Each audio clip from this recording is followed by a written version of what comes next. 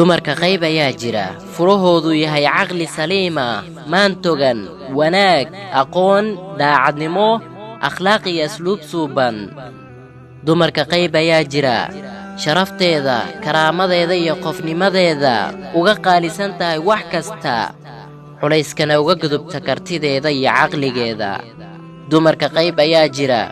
noloshuba damaceedu yahay kitaab sijaayad qoraal iyo buug hankeeduna ka weyn yahay wax kastoo ka hooseeya dumarka qayb ayaa jira aadan ku siran karin ama ku soo jiidan karin lacag mansab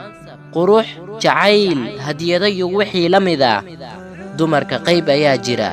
cabitaankoodu yahay feker cunistoodu tahay ficil samayn dhaqaaqooduna yahay sabir iyo dulqaad